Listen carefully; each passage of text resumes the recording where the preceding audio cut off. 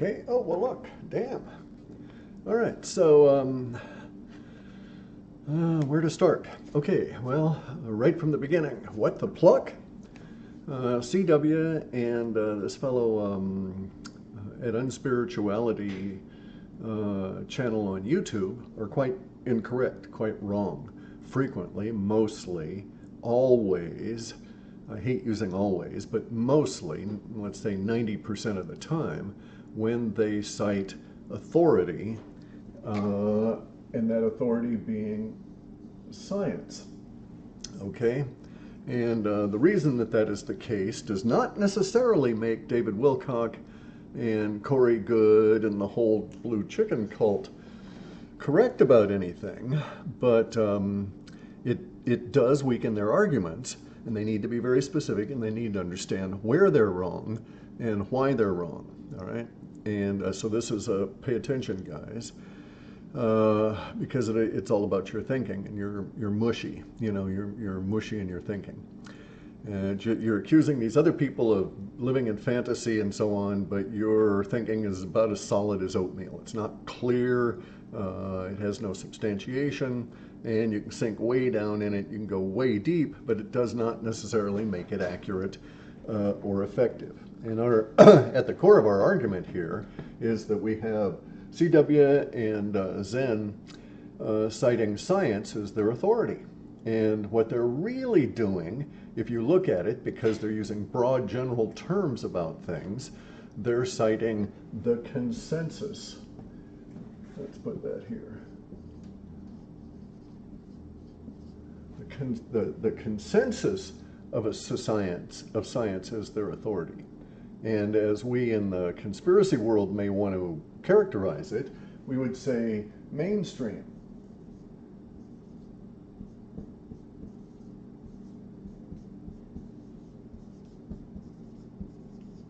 And so that's the authority that both CW and Zenn rely on a lot. Now here's here's the funny part of this. Okay, so we have let me get another color here. This is all very illustrative, and it's a roundabout, screwy kind of a thing because that's the way my mind works. But here we have CW, the pistol packing, bushy bearded Wild West attorney, and he cites mainstream authority and science is a mainstream authority for his arguments against Corey and David Wilcock quite frequently, as well as Jordan Sather and so on, as I will occasionally. Okay, but I do it a little bit differently. You'll notice. So we have this like versus kind of a thing, right? This is our worldwide woo-woo mental wrestling lineup here. Okay, so worldwide woo-woo mental wrestling. All right, and our lineup features CW and Zenn over here versus David Wilcock,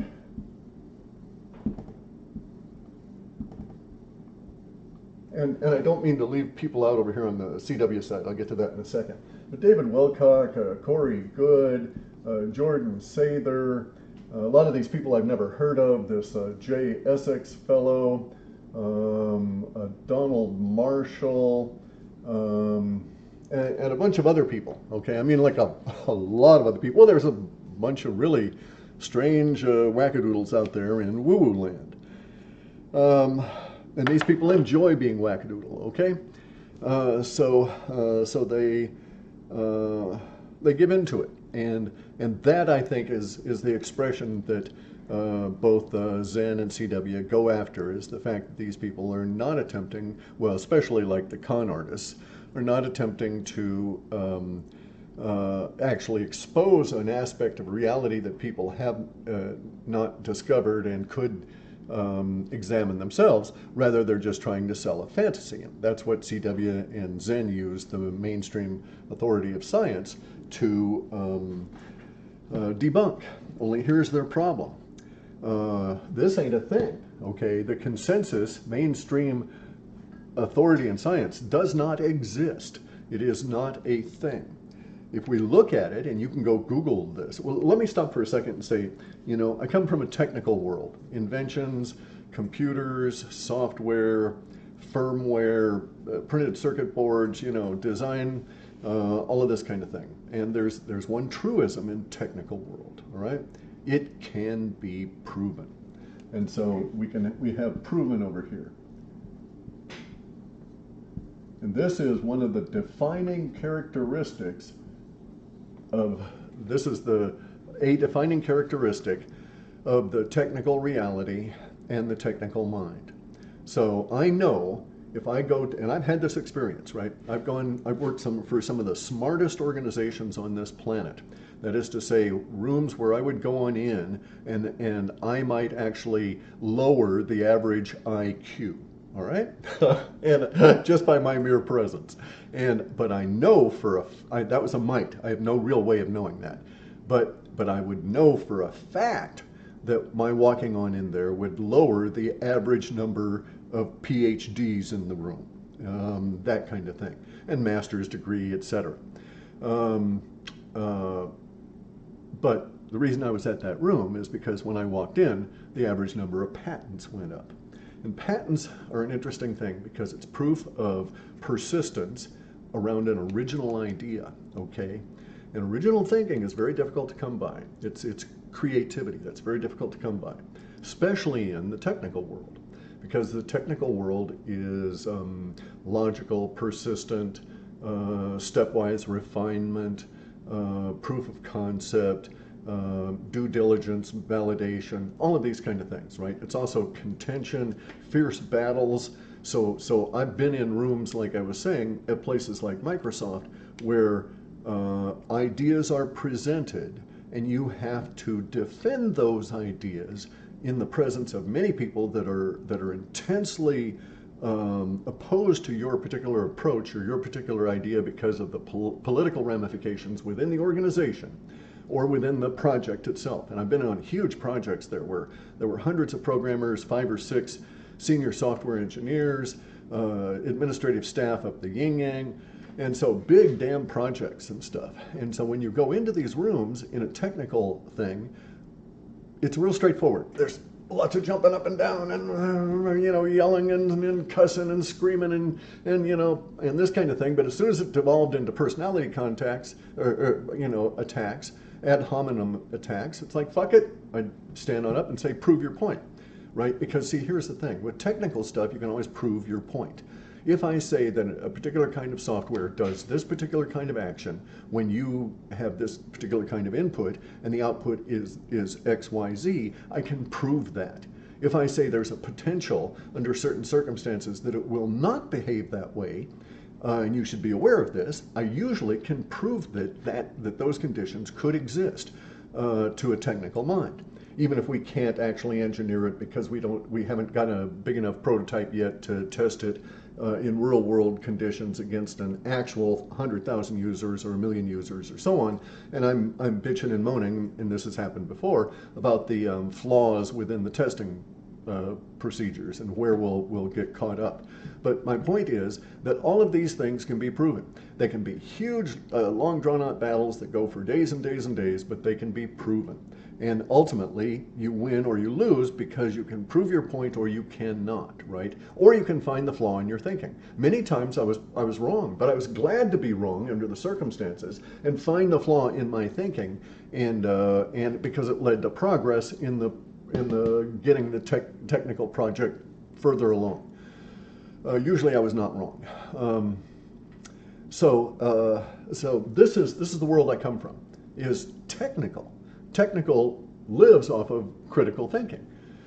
The ability to run code through your head, see how and know that what each line of code is going to line out to in terms of assembly language, how that assembly language will be interpreted within the moving of the registers and the primary ring within the CPU, et cetera, so that you can predict what the outcome might be and look for flaws or better ways to do it, these kind of things. Technical, I love technical because it works.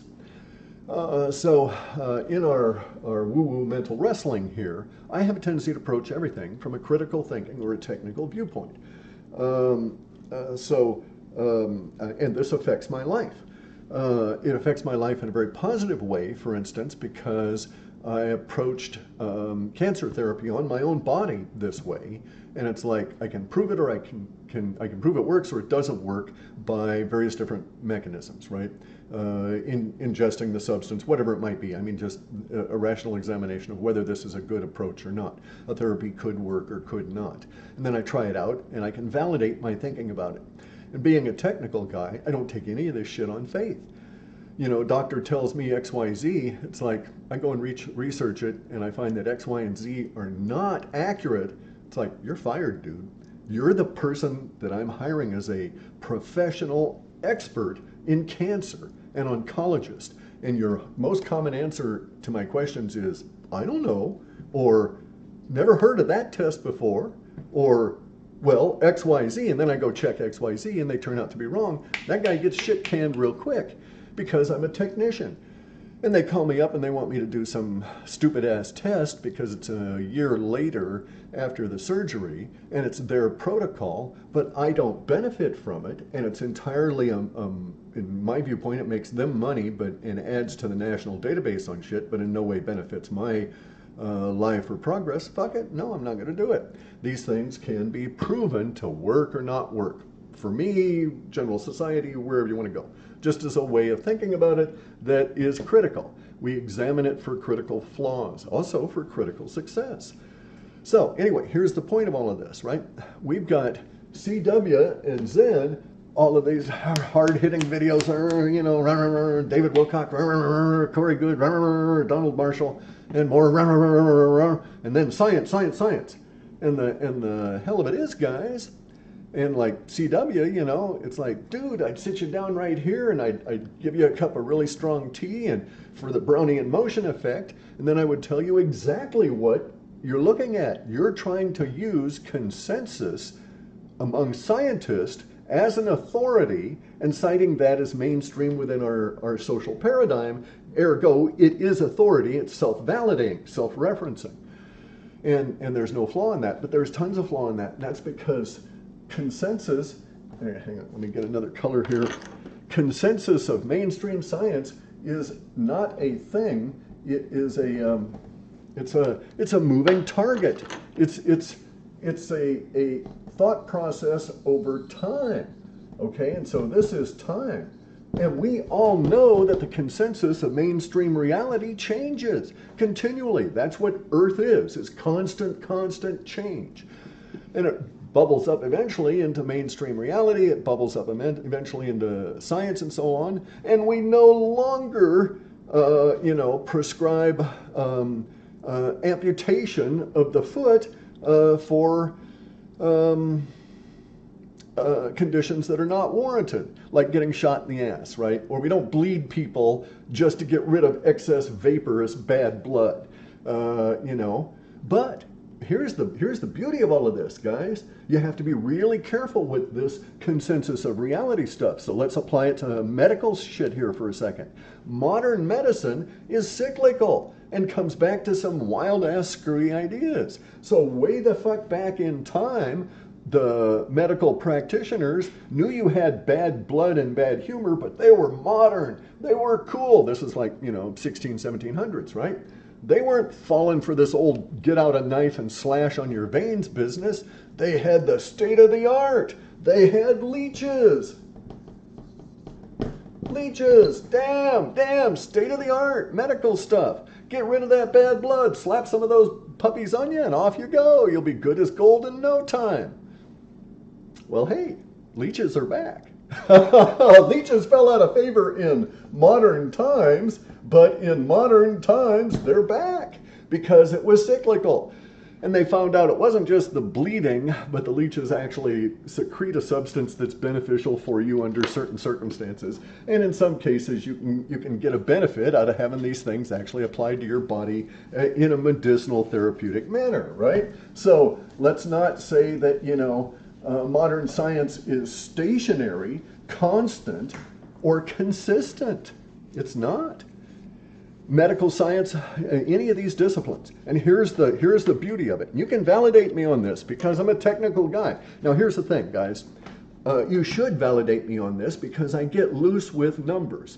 So I'll read tons of shit. And by tons of shit, I mean I got a software program that presents words to me at 2,300 words per minute. And so I might go through tens of thousands of words in a day in just reading, unless it's like a book like Boscovich's Theoria Naturalis Philosophiae, because I've got to study each and every paragraph, think about it, integrate it, so that takes a long time for me to go through those. But regular mishmash on the internet kind of stuff, that whips right by because I've got the software program I wrote. Now, that program allows me to read stuff, but it also means that there's so much stuff going through here that I can get sloppy on numbers. So I'm going to present you with a number, but you really should validate me on this, especially if you're going to come back and say you're wrong, all right? Because I could be wrong on the number, but the concept is valid. Frequently that will be the case. My numeracy will be off by a few digits one way or another, but it'll be numeracy intended to illustrate a concept, and the concept is valid whether or not it's 18 or 17 or 16. Okay, so let's make Jordan Sather's day. Anybody who's watched any of Jordan Sather's videos is gonna fucking freak out, and we'll make his day here, because there's a curious fact here. Okay, and the fact is 17. And Jordan is real hot on 17 because that's the number of the Q, okay? And if you're Q savvy, you know that 17 is a cool number. Okay, so 17 years, all right? 17 years is how long it takes this consensus to move through time.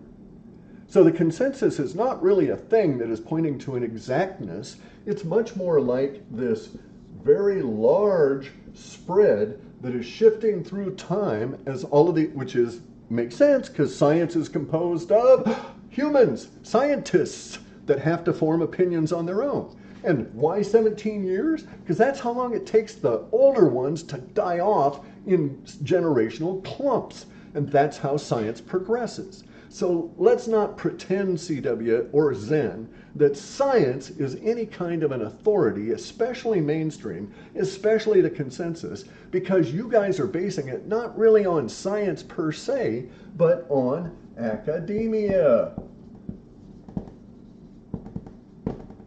Which means institutions, which are subjected to all kinds of corruption. So anything that these academic institutions tell you, officially written out, has to be read through the filter of corruption that is running their organization, that has polluted their organization over time, because it is an institution, it is an organization. It is not clear thinking. So academia, in my opinion, is very suspect to be cited, okay? I don't mind citing individual studies. I don't, because usually I've looked at them, I've read the studies, wherever I was unfamiliar with it, I would go and read about the methodology, so I can tell whether that methodology could be validly applied to whatever the hell we were looking at, whatever the issue was under contention, because I come from tech world and it can be proven. This is true even in the medical shit. I've come back from cancer. I've gained back vast quantities of muscle mass. I'm getting mean and pissy again. I know I'm starting to feel good. And so I'm taking on some of these buttheads, okay? So butthead number one is CW. Butthead is a behavior. It's not an identity. It's not a consistency or some way to define yourself forever. It's a snapshot in time when you do something buttheaded. And being buttheaded in this instance is using the mainstream science to try and debunk David or Corey or Jordan Sather or any of these other people, because they're masters at using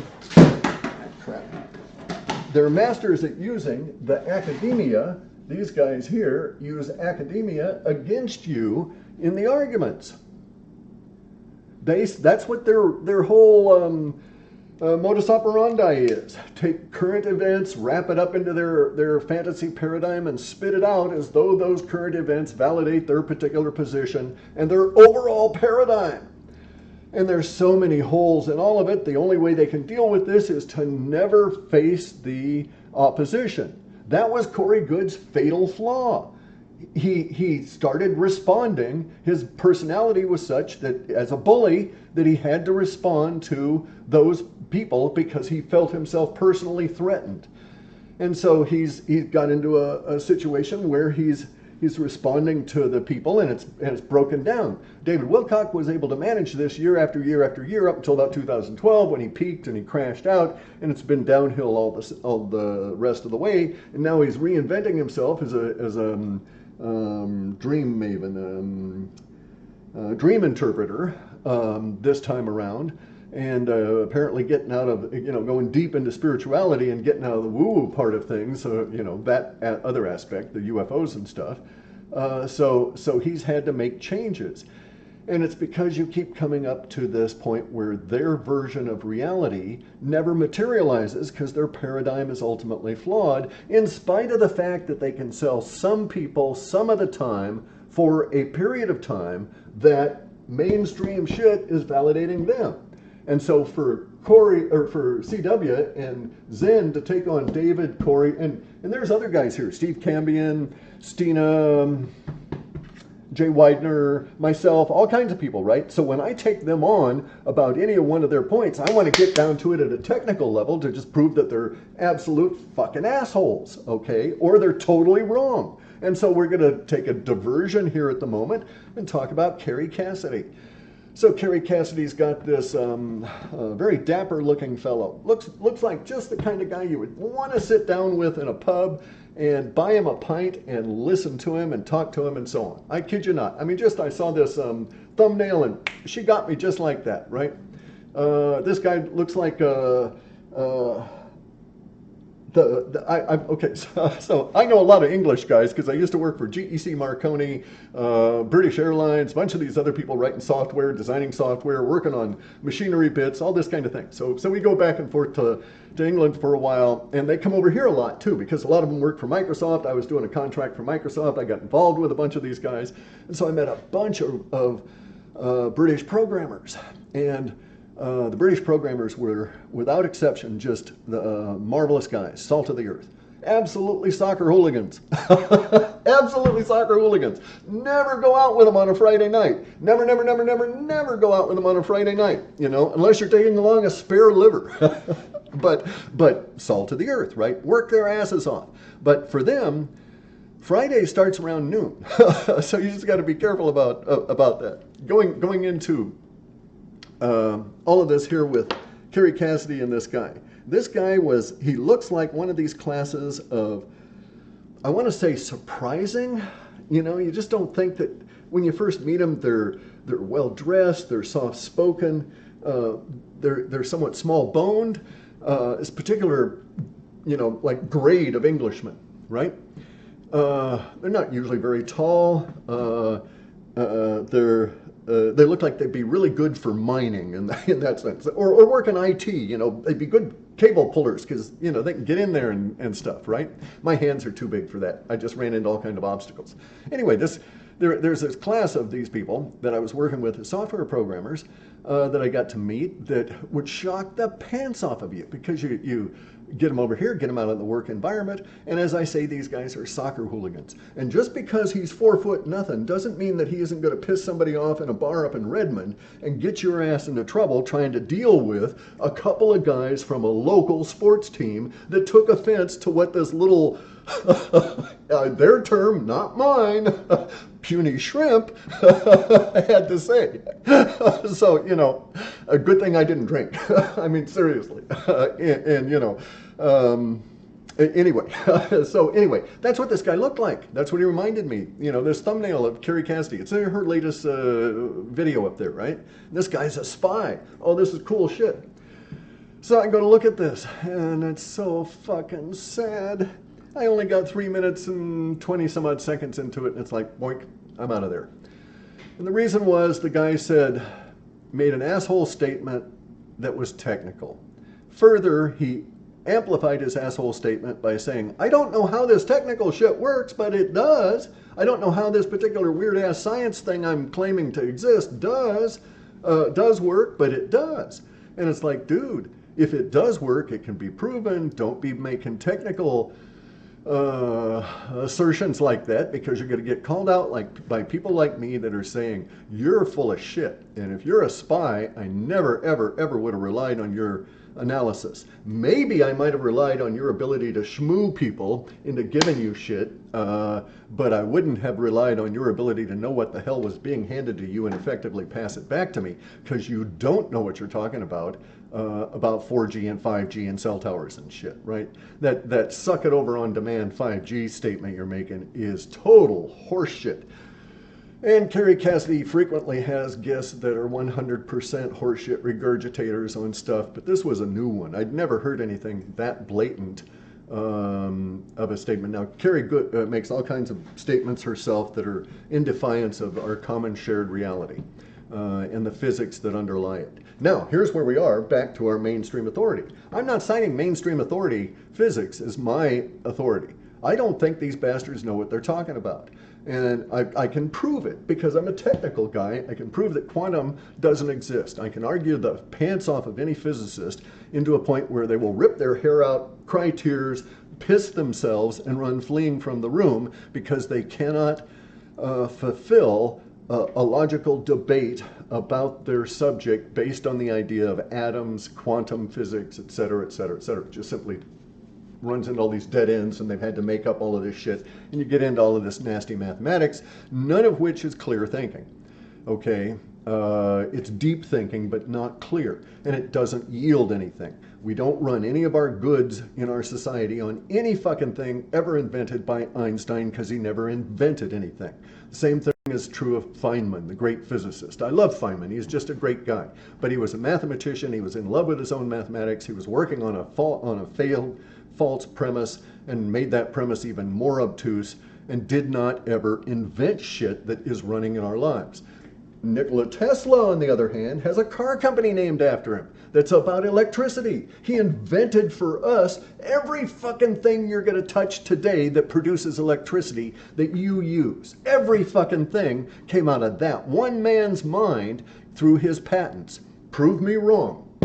Okay? So you go look up all of Tesla's stuff, and then you find out something. Tesla thought Einstein was a squirrely, fuzzy-headed thinker, okay? And that he was fuzzy in his thinking every bit as his hair was fuzzy, and that he was a plagiarist. This is proven. We now know Einstein plagiarized all of that shit. And Nikola Tesla said the ether exists. E does not equal mc squared. You can never get energy out of matter, and because matter is a condensate that can't be returned to an energetic state. And we can prove this by fucking nuclear explosions, which are not nuclear, they're electric. All of these things that I'm stating, I'd be happy to debate physicists on. I've got time coming up. We can make a couple of days available. You know, you got to bring your own food, that kind of thing, right? Anyway, so getting back to this, I'm not using mainstream authority science or academia to support my contentions, because I know that these bastards are in a 17-year cycle for any given discipline. Some of them are even worse. So for instance, geology, anything having to do with rocks and all the hard sciences, or the, hard condensed matter kind of shit, that's not 27 or 17 years, it's 37 years. So the consensus takes 37 years to go through there. Archaeology is nearly as bad at 28. Okay, archaeology has a consensus shift of 28 years. So you're looking at a band that is 28 years long. And anywhere within that 28 years, the consensus is moving. And that's forming. And right in the middle, there's this like peak period, and you can define that right there as the consensus for what? This year, this minute, next 5 minutes, or so on. Because science, by its nature, is this moving kind of a thing. Academia, there, CW and Zenn, is an institution laid across science, and the process and the academic thing is what accounts for this cycle. Science itself is discovery. So at any given point, at any given time, we can have a new scientific discovery emerge that totally upends all of this. And it does not matter because academia will take 17 years on average per discipline to reach that point of understanding this new radical understanding of things. So you can't really use mainstream science to refute David because he's arguing the same kind of point I am. But his thinking is not clear. His intent is, I'm not going to comment on. And the result is money flowing to him that, in my opinion, we won't comment on that. Anyway, but David, Corey, Jordan Sather, I don't know about this Donald Marshall guy or this JSX fellow or any of that kind of shit. But these blue chicken kind of guys, the woo-woo sorts of fellows, are manipulating this understanding for their benefit in support of their paradigm, even though their paradigm is 100% bullshit. And getting bullshittier by the day. Now, here's something else that's going to... okay, so Jordan Sather is involved with supporting Corey, but he's now involved with Edge of Wonder guys. Edge of Wonder guys are involved with Falun Gong, Epoch Times, and all of this, but they're also involved with Corey Goode and the Blue Chicken Cult. So all these guys are double culters, okay? They're double culters. So they're like ringed in here. And Q, you can say that Q is a cult now for a lot of different reasons, okay? And so, so they might even be triple culters. And in the double culting business, these guys, Jordan Sather, Age of Wonder Boys, this kind of stuff, they're not at the same level as David Wilcock. They're ancillary to, provide support for, and are independent of, to some extent, Corey Goode and his level of kind of stuff, right? But let's not be confused. Edge of Wonder and Jordan Sather are actually citing cult leaders as authorities. Anytime Edge of Wonder cites Corey Goode or Jordan Sather is his own cult leader in a sense. He's leading an internet cult around Q and around MMS, which is a form of bleach, chlorine dioxide, and he can't dispute that. He tries, but it doesn't work. And he's his own form of a cult leader. And anytime Edge of Wonder cites either of these guys in any of their videos, or anytime that Corey Goode cites Jordan Sather or Edge of Wonder Boys in his videos, they're just simply citing circuitous references that point back to their own butt, because that's where they're pulling all of this shit out of, right? And so this, they're not actually citing any authorities anywhere. Same thing is true of Dr. Michael Salla, Mr. Oatmeal-brained par excellence, whose thinking is muddied beyond understanding. And he's a doctor of what? So obviously there's a case of where, hey, what school did you graduate from there, Dr. Michael Salla? And then you say, hey boy, don't you go there. Don't go to that school. Look what they produced. Anyway, so, and I'm getting on everybody's case. It's going to rile up a lot of individuals. But I'm old, I'm retired, I got nothing else to do, and I'm about to be sued, have the shit sued out of me by Corey Goode as the galactic ambassador and the Pope of the Blue Chickens. So, I got a lot of shit coming my way. So I figured get out all of this stuff, get it off my chest here. Every time I see CW, I love the guy, right? And there have been times I wanted to have Kelly just slap him upside the head for for making stupid statements that can be so easily disproved. He gets all wrapped up in stuff and then cites some authority that ain't. And you've got to be really careful about that kind of stuff, or not. He really doesn't. He doesn't have to be careful about any of it. David Wilcock certainly isn't careful. None of these individuals are particularly taken to task for their bad behavior or their bad books, their bad conclusions, and their poor reference citing, as in the case of David Wilcock with all of his books. He's a best-selling author, maybe technically in the sense of he met some metric somewhere, but if you've ever tried to read his books, you know that he's not a good educator, can't think clearly, seems to have cut and pasted vast quantities of this stuff without ever trying to make the joins. And, basically, in my opinion, it wasn't worth spending any money on. So, In our in our mental woo woo or mental wrestling woo woo dojo here, uh, getting back to CW and Zen, be happy to take you on at any time about any given aspect of consensus opinion, because that's what you cite, even though you don't ever use those terms. You're actually saying, the consensus opinion of mainstream science in this particular discipline is, and it's like, well, that's a statement that can be proven or not for that particular instance, and that's really as far as it goes. There are many ways to refute David and Corey Goode. I really rag on David in lots of private conversations because of the conclusions that are brought up in some of his books, right? I had this one guy get hold of me about Cozy Rev because David Wilcock wrote some book that he really liked, and this guy read it a couple of times, and he cites Cozy Rev and all this kind of stuff. And then, so I had him on a phone conversation, and we were talking, and David's references to Cozy Rev, his conclusions that he makes off of Cozy Rev's data, is basically bogus. I was able to actually go to websites with Cozy Rev's stuff translated out and prove to him that Wilcock just, cherry picked what he wanted to support this wild ass idea. And that Cozy Rev was not in fact working on time travel and didn't do anything to support Looking Glass. And that brings up all of this other shit, okay? So a lot of the channelers, all of them are nuts, right? They're all wackadoodle. And if they're not wackadoodle, how can we trust any of the stuff that they're spewing out anyway, unless we had some kind of a technical a kind of a thing to have a proven characteristic. So that's why I like Steve Cambion. He got on the case of the Billy Meyer supporter, right?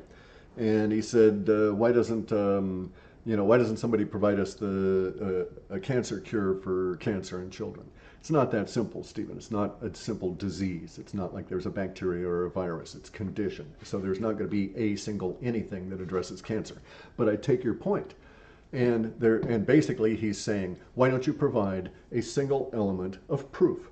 And thereafter, all of your other stuff will be elevated. But right at the moment, it's all down there with the horse shit and the dung pile, and we're about to sweep it out of the stable because we ain't got no proof from Billy Meyer, and we can see that he made all of his photos with trash cans and spray painting them. And your claim that it's impossible for him to have done that because he only has one arm, A, is an ableist kind of a statement.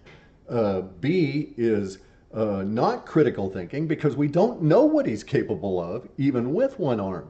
A lot of amputees are true fucking heroes in what they can do.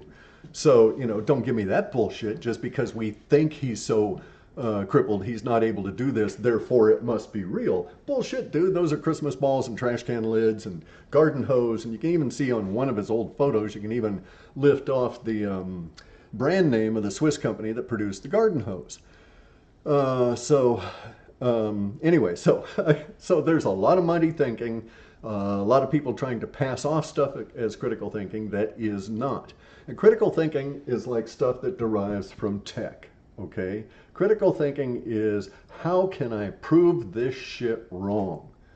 And that's where it starts, okay? Because you get a feeling, which is an emotion, that is irritating your mind to the point where you look at some idea and you say, well, that doesn't make any sense. That's bogus. That's bullshit. That's wrong. And so you want to prove it just to make yourself feel better, or if no other reason, right? And so that's what critical thinking is. That's what academia should be, but it's actually what is the pinnacle of science, is critical thinking, where someone is attempting to prove some other bastard wrong, therefore makes up a bunch of experiments that in his mind proves that particular point, executes the experiments, they come out the way that he plans those experiments, and they do prove his point, and ergo science advances. And that's how we get this moving consensus, is through critical thinking propelling us along on all of this, because humans get an emotion to where one guy says, no, Fred, they're sitting around having beers, a couple of scientists. He said, no, Fred, you're wrong, and I can prove it. And then Fred says back to him, okay, Eugene, how? And then they start thinking about it, and they get critical about it, and they try and falsify it, and you come up with experiments, and science advances. I know, because I've worked for sciences. For scientists. I've actually worked as lab assistant and stuff. I've seen this process from the bottom up, right? I've watched it from a ground up. Washing Erlenmeyer flasks, washing beakers, all of these different kinds of things, you know, decanting acids, all of that sort of shit. And so I've seen all of this kind of stuff. And I understand what CW and Zenn are trying to do, right? They're trying to prove that the thinking over here with these blue chicken cult people is worse than muddied. It's, you know, absolute shit. Gummy shit, as a matter of fact, because it sticks up your brain a lot. But anyway, but they got to be careful about how they do this because they're citing stuff that I know to be bogus. And so you got people using the word quantum. And it's like, okay, prove to me that quantum particles, any size, any amount of them ever existed any time. And you can't. You know, just like, but I want people to prove a positive. I'm not asking them to prove a negative. I'm not asking them to prove that they don't exist. I can tell you why they don't exist. And I can tell you that why every time that the scientists have thought they've looked at them, they were not. They were not looking at what they thought they were looking at, okay? So, and this shit is tricky, right? I've worked around scanning electron microscopes, providing support for them. And you know, scanning electron microscope has never actually given you a view of any item, any time, ever on this planet. Because they can't. The electrons themselves, the beam, the scanning electron beam of them, would erode the sample. It doesn't matter if it's flesh, if it's a cockroach, even cockroaches get eroded by these beams, and you just get this black lump in terms of an image. So what they have to do is they've got to vaporize gold or some other metal or alloys in a particular environment in which that sample is placed, cause things to occur electrically with that sample such that this vaporized gold adheres to it, and then that's what you look at. So does the vaporized gold and the vaporizing process alter the sample? One could argue that every single sample ever seen in a scanning electron microscope was indeed altered by the process of getting that sample in there. And you must acknowledge this. Under the circumstances, everything in science is a bit mushy. But if you take it from a technical viewpoint, you can always get it back up to the point where you can prove something or you cannot. And even not being able to falsify something gives you valid knowledge. It tells you we can go no further than this point in our thinking at this stage. Okay? Doesn't mean we won't be able to go further in the future when new shit is discovered, but at this stage we can't. And that is valuable to know. Okay, so at the moment, an example of that. Okay, so let me get back to, so Kerry Cassidy's guy, Peter the Spy, I think his name was Peter, says this technical statement that I know to be bogus, that 5G is sucked over to your phone when you turn your phone on, you walk around with your phone. That's absolute horseshit.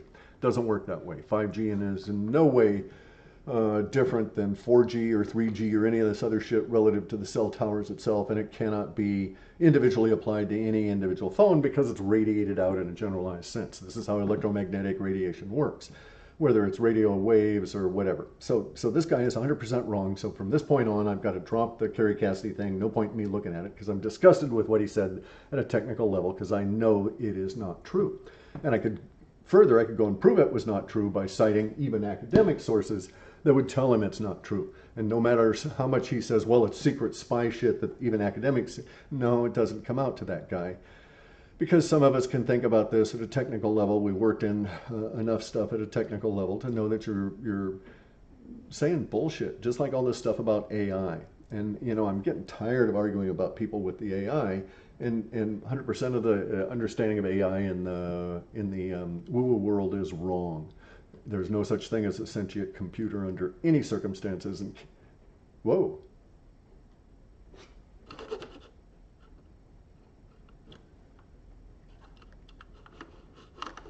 We still recording? Okay, we just dropped for a second. Dropped some frames here because of the big storms. Anyway, I get off here, wrap it up real quick and post it. Yeah, there's no sentient AI or computers or any of that. Fear of that is your own fears. It's your own projection. It has nothing to do with reality. It doesn't exist that way. Our future going forward is going to be incredibly chaotic, because this shit right here is breaking loose, okay? Because the consensus is breaking loose now that we've got all these different kinds of things affecting the underlying science churn, okay? In science, we're churning down in here all the time, trying to produce these new breakthroughs, right? That should actually be more of an Ankh figure.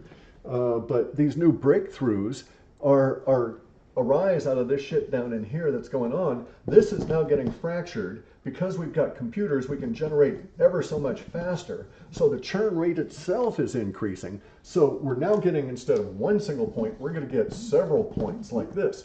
And so in actual example, and then I'll say enough of this and go get another cup of coffee. So I'm watching the UFO thing on the Navy, right? The Nimitz and the UFO and the video. And there's a point in there at the very beginning where the plane flies on up and the UFO is sitting there going, whoa! Okay, I was like, whoa, what's happening here? You know? And it's sitting there rocking itself back and forth like batshit hummingbird. And, a hummingbird on mescaline or something. And it's like, struck my brain, okay, there's something there. No comment on it. The video goes on. You see this thing goes zipping out and so on. But there was no comment on that. And so I'm thinking to myself, and then I listened to, this was odd. This was beyond odd, this particular action. And I could tell all kinds of things about it. I won't go into it and bore you at the moment. But what it led to was me seeing every different kind of view of that I could find on the internet. And then it didn't mean anything to me. Time passes. I get into Boscovich's book. I read through 177 pages or something like that. And I'm reading into this one particular section and I read 2 little paragraphs. And it's like, I understand. I understand why that UFO was behaving that way and why it was a batshit hummingbird vibrating. I understand what propelled it that way. I understand it is not an artifact of the camera or the jet or its movement. It is not an artifact of the software used to store the information coming in through its telemetry. It's not an artifact of the transfer process to get that telemetry to a hard disk, to get it to a video, to get it to my eyes. It is, in fact, an artifact of the drive propulsion that existed in that UFO, and I know how it was driving itself. I know its propulsion mechanism. Now, I don't know I couldn't build the motor or the guide waves that allowed it to do what it does in its propulsion thing, but I know how they work. And if I were to see one, I would know it because of being able to see how it was constructed. And I would be able to say, of these 6 devices, these 2 are the drive components that make it all work, and these over here are the stabilizers, and I can show you why this occurs. And it's going to occur just as an artifact of this particular drive mechanism, and the beings that were within that UFO did not experience it that way, okay? And it has nothing to do with plasma or all these other bullshit explanations that are coming out from people that still think that, when they drink a cup of coffee, they're actually consuming little tiny beads of coffee material in the form of atoms. It does not work that way. We don't live in that world. Or we're about ready to cycle back, by the way, okay? So, like I was saying about the leeches cycle, right? Maybe it was the 1600 that leeches, so this way you got to check my numbers. Leeches were in vogue. Maybe it was in the 1600s. Whatever it was, they started coming back into vogue in, let's say, the 1990s. People started experimenting on them, and now it became somewhat mainstream in these narrow disciplines, and we have leeches back in hospitals again, right? So big 200-300 year gap. Well, there's larger cycles that are in effect now. That's why I like using the 1,000-year cycle for my food. If humans have been eating it for 1,000 years, it's probably pretty safe for me, and I've got a fairly good track record of being able to find out all the parameters about it. But if they just grew it yesterday and started consuming it, nope, I'll wait a few years, right? Anyway, though, so the cycles that we're going through here are going to be totally upended this year, wholly blown apart into little tiny fractured bits. And that's why poor CW and Zenn are going to have all of the marbles fall out of their ears and walk around going, oh my God, oh my God, oh my God, because their underpinnings are going to be gone. And so, with no underpinnings, they're going to be stomping around like they've never felt gravity before and they're scared of the sky. And it's going to be a great year. Not because of that, but I'm going to enjoy seeing David Wilcock and all these guys thrash around and go through all of this bullshit. And I'm going to enjoy all of the change and the chaos that's going to infect my life and CW and Zenn and all these other people. It's going to be a great year. We're going to get a lot more back towards this. So anyway, go have fun with magnets. Remember, every time you touch something electrical, you say, praise Tesla. Nikola, not Elon Musk.